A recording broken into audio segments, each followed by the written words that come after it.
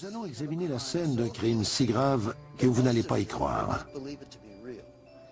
Un crime tellement bien ficelé que plus de 80 ans plus tard, la plupart des gens ignorent qu'il a été commis. La création du système de réserve fédérale englobe plus que la monnaie. Certains y voient la naissance d'une conspiration criminelle pour voler l'argent durement gagné par la classe moyenne américaine. D'autres croient que cela fait partie d'un plan pour amener le monde entier sous la coupe d'une élite internationale qui travaille dans l'ombre et qui a appelé son projet le Nouvel Ordre Mondial.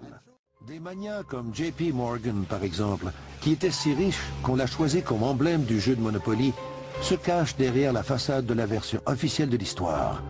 Mais leurs objectifs secrets seraient tissés à même l'économie mondiale. Si c'est vrai, nous ne serions que des pions dans un jeu dont les règles ont été écrites dans les corridors de clubs sociaux privés il y a plus d'un siècle. Au large de la côte de la Géorgie, à des centaines de kilomètres au sud de New York, la capitale bancaire du monde, se trouve l'île Jekyll, une retraite d'hiver pour les personnes riches et célèbres. Ce petit paradis au milieu de l'océan a déjà été la propriété de M. Monopoly lui-même, le financier international JP Morgan. C'est à cet endroit que 6 banquiers internationaux, réunis en huis clos dans le plus grand secret, ont élaboré les plans de ce qui allait devenir l'institution privée la plus puissante de l'Amérique, le système de réserve fédérale. L'histoire de l'île Jekyll est l'une des histoires les plus fascinantes du XXe siècle. Vous avez ces banquiers qui prennent ensemble un train réservé à Hoboken. Imaginez 5 des banquiers les plus importants du monde dans le même train. Les journalistes voulaient savoir ce que cela cachait, mais pendant des années, le secret est resté impénétrable. En 1910, ils se donnent le nom de Club de l'île Jekyll. Ensemble, les membres représentent 1/6 de la richesse mondiale.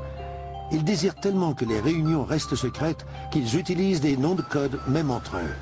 Pour les initiés, la phrase « Nous allons en Jamaïque » veut dire qu'ils se rendent à l'île Jekyll. None of you shall run the bank. We have failed in the past because of openness. This time, the key to success is secrecy. The people must believe that they run the bank. We first create panic, then we show them the solution. With our man in office and well-planned timing, we will have our central bank. And so the people think it is theirs. We shall christen it Federal. The Federal Reserve. L'excuse pour justifier le tout a été la crise monétaire de 1907, qui a été manigancée par Jacob Schiff et Rockefeller pour prendre le contrôle de sociétés qui les intéressaient. Ils ont dit « Nous venons de vivre une autre crise nationale, nous devons élaborer une réforme bancaire ». Le plan Aldrich, comme on l'appelle au début, reçoit une telle opposition de la part des démocrates et des progressistes comme William Jennings Bryan que malgré les pressions intenses des grands financiers, le projet de loi n'est pas adopté. Une fois que le plan Aldrich a été mis de côté, les banquiers ont tout de suite mis en œuvre leur plan B. Comme ils n'avaient pas réussi avec un président républicain, il fallait le faire passer avec un démocrate.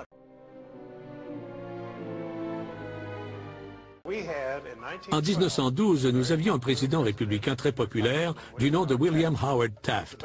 Les banquiers avaient besoin de Woodrow Wilson pour faire adopter leur loi. Wilson n'avait pas de charisme, il ne faisait pas le poids contre Taft. On peut dire que JP Morgan avait Theodore Roosevelt dans sa poche. Son bras droit, George Perkins, le vice-président de sa banque de New York, vivait à la Maison-Blanche. C'était son agent de liaison avec le président. Ils ont donc tiré Theodore Roosevelt de sa retraite et il a formé le Parti progressiste, ce qui a scindé le Parti républicain et a permis l'élection de Woodrow Wilson. C'était le seul moyen d'arriver à leur fin. Tout de suite après son élection, le président Wilson a convoqué une session spéciale du Congrès pour abolir le tarif protecteur, qui était l'une des assises de ce pays. Il a ensuite instauré l'impôt fédéral sur le revenu. Puis, pour compléter cette révolution, il y a eu la création de la Réserve fédérale en décembre 1913.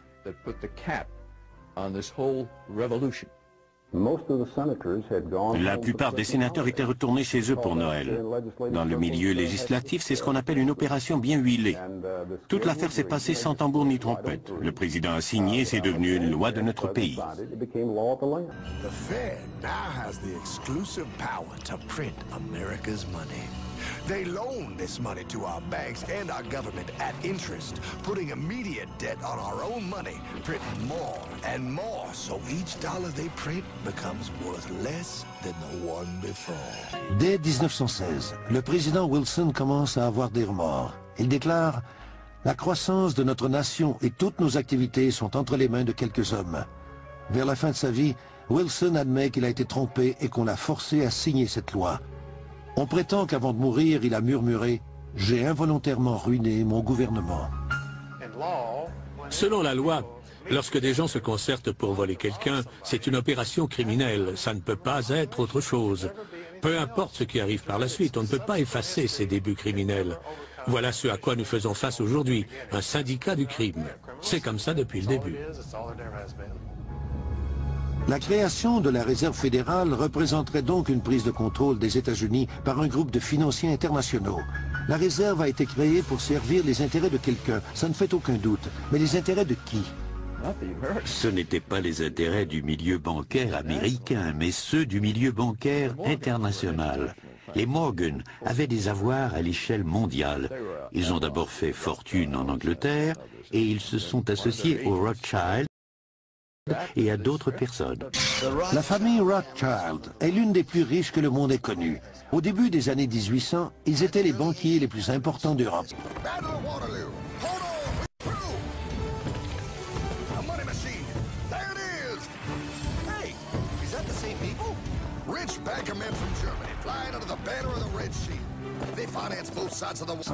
À la fin du 19e siècle, ils auraient contrôlé la moitié de la fortune mondiale.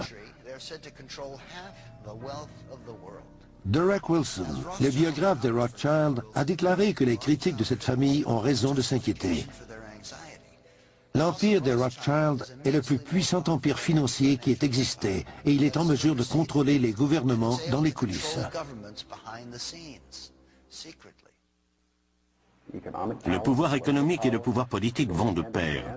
Mayer Rothschild de la Banque d'Allemagne a déclaré « Donnez-moi le contrôle du système monétaire d'un pays et peu m'importe qui écrit les lois ». Rothschild, en 1820, avait plus de pouvoir que ses successeurs n'en ont jamais eu.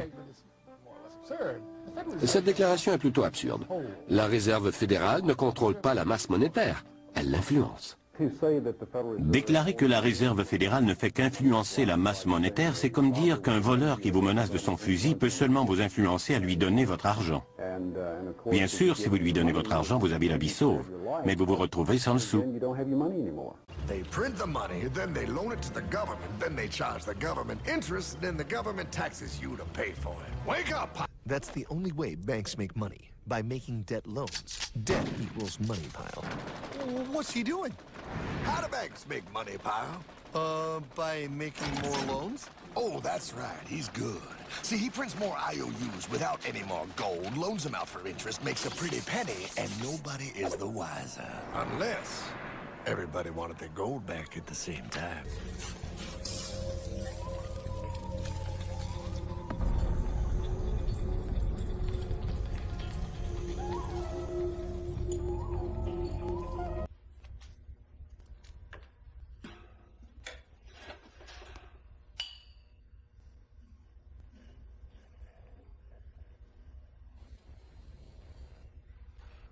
C'est un vrai.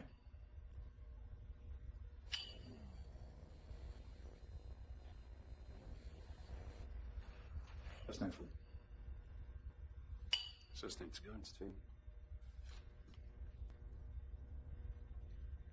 Man discovered how to turn worthless paper into gold. Thus was invented the ultimate machine to steal real money and enslave all the nations on Earth. Le coût des faux lingots d'or, ça vient de chez vous, ça? Ici, ça vient de chez nous. Pensez-vous vraiment que je partagerais ça avec un propriétaire d'agent de sécurité? Non. Ah, c'est sûr que non. Vous êtes au-dessus de tout, vous autres. Hein? Passez entre les gouttes d'eau. Vous pourrez faire n'importe quoi, mais jamais responsable de rien. Jamais imputable. Les services secrets canadiens travaillent toujours dans l'intérêt des Canadiens. On vole l'or de la Banque centrale, on le remplace par de la scrap. Des Canadiens vous remercient.